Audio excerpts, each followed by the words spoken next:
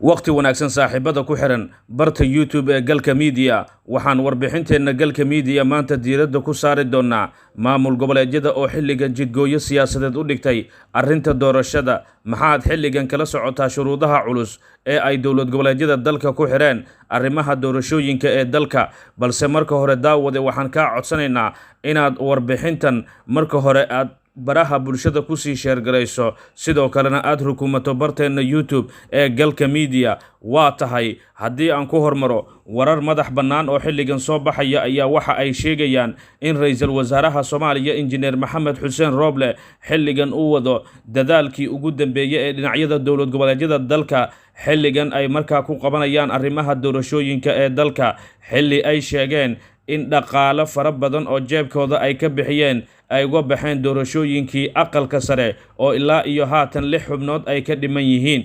xogta aynu helnay ayaa sidoo kale waxa ay tilmaamaysaa in guud ahaanba dowlad goboleedyada dalka xilligan ay ra'iisul wasaare Roble hordhigeen dalab xasaasi ah oo ku saabsan in guud ahaanba marka la helo dhaqaalihii ay ku bilaabi lahaayeen arrimaha doorashooyinka ee dalka Roble ayaa war lama filaan ah sidoo kale waxa uu shaaciyay in xubnaha gobolada waqooyi toddobaadkan gudihiisa ay bilaabi doonaan xaraynta ergada dooranaysa xildhibaanada golaha shacabka waxaana hardanka ugu culus uu ka dhici doonaa arrinta doorashooyinka ee gobolada waqooyi ee xildhibaanada golaha shacabka oo marka la fiiriyo siyaasiyiinta ay yihiin kuwo mid walba markaa hardan adag ugu jiro inuu gacanta ku dhigo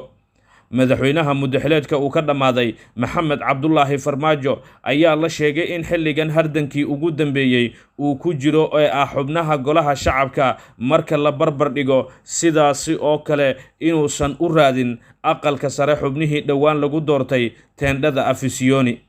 xogta ugu dambeysay aynu helayno ayaa sidoo kale waxa ay tilmaamaysaa in guud ahaanba xilligan dowlad goboleedyada Jubbaland iyo Puntland xilligan ay dalbadeen in lagu soo wareejiyo lacagta doorashada oo marka la fiiriyo xilligan ay doonayaan inay ku socodsiiyaan hase yeeshee madaxweynaha maamulka Jubbaland Axmed Maxamed Islaam Madoobe ayaa noqday hogaamiyihii ugu horeeyay ee bilaaba doorashada aqalka sare oo 4 xubnood ee ugu horeysay Soomaaliya aqalka sare laga qabtay Kismaayo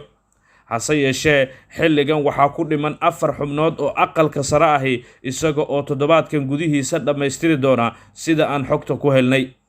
xubnaha xildhibaanada golaha shacabka ayay xilligan dooda ugu adkeyd ay ka taagan tahay oo marka la fiiriyo dhaqaalaha ugu badan arrimaha doorashooyinka uu ku bixi doono maadaama ergada ay u baahan yihiin tababaro sidoo kalena laga kala keeno qaybaha kale ee ay dowlad goboleedyada kaga sugan yihiin xogta ayaa sidoo kale waxa ay tilmaamaysaa in Roble durbaba uu aqbalay dalabka xasaasiga ah ee ugu yimid xubnaha dowlad goboleedyada waxaana uu sheegay in toddobaadkan gudihiisa ay soo gaari doonto lacagta doorashooyinka oo ay markaa uu sheegay in saami ahaan qaybta ugu badan xilligan ay ka sugayaan xubnaha wakiilada beesha caalamka oo iyagu hore u ballan qaaday haddii doorashooyinka aqalka sare la socodsiiyo inay bixin doonaan waxa markaa doorashooyinka ay u qoodeeyeen inay ku taageeraan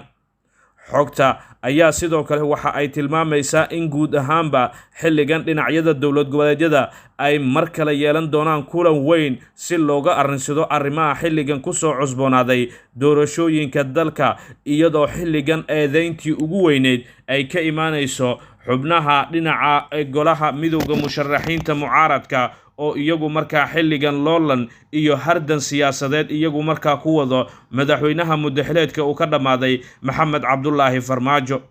Roble ayaa si hor u dhaca sidoo kale waxa uu shaaciyay in madaxda dowlad goboleedyada guud ahaanba uu ka dalbaday in ay markaa dhammaystiraan doorashooyinka dalka xilligan dalka markaasi firaaq dastuuri ah uu ku jiro sida uu shaaciyay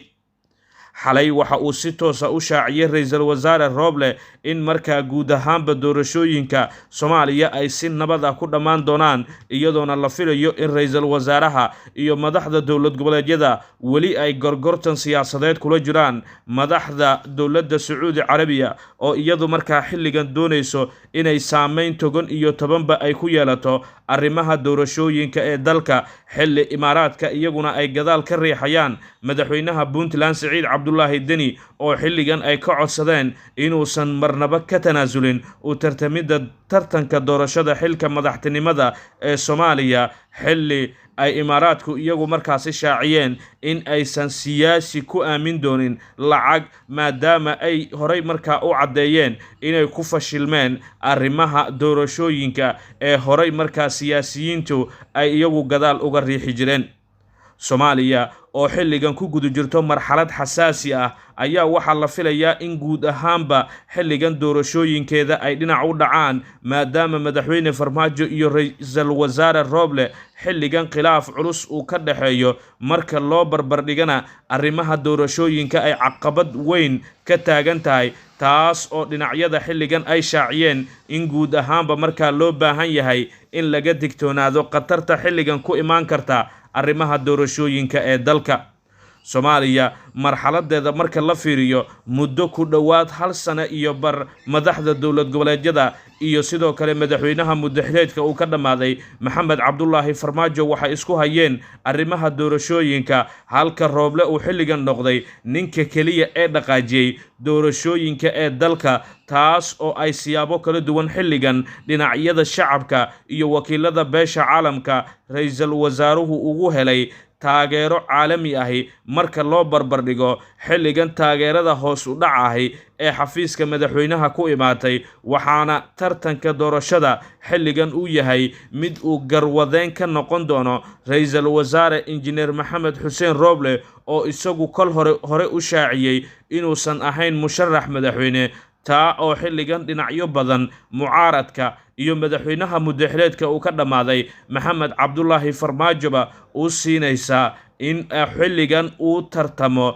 oo fursad dahabi ah kaga noqon karto maadaama ra'iisul wasaaruhu uusan caqabad ama laf dhungashay ku ahayn arrimaha doorashooyinka ee dalka sidoo kalena dhabarjibin siyaasadeed uusan ku sameyn karin madaxweynaha muddaxileedka uu ka dhamaaday Maxamed Cabdullaahi Farmaajo balse xilligan wax walba waxaa banaanka soo dhigi kara arrimaha khilaafkan oo ilaa iyo haatanba weli aan xal laga gaarin maadaama ra'iisul wasaaruhu uu xilligan u muuqdo mid inta badan markaa ka soo dibcay waxyaabihii uu horay ugu dhaganaa iyadoona arrinta taliska nabad sugidda ay weli taagan tahay marka la fiiriyo waxaana guud ahaanba xilligan Soomaaliya dalalka taageera ay uga digayaan in xiisad siyaasadeed ay ka dhalato arrimaha doorashooyinka ee dalka. Haddaba daawade maxay kula tahay xilligan doorashooyinka Soomaaliya miyay kula tahay in ay ku qabsoomi karaan 50 cisho oo hore ay u shaaciyeen guddiga doorashooyinka iyagu markaa ku howlan arrimaha doorashooyinka ee dalka? Fikirkaaga waa inoo muhiim qaybta hoose ee commentiga barteena YouTube nagula wadaag warbixintana ku sii sheer garee qaybaha kale ee baraha bulshada mahadsanidin.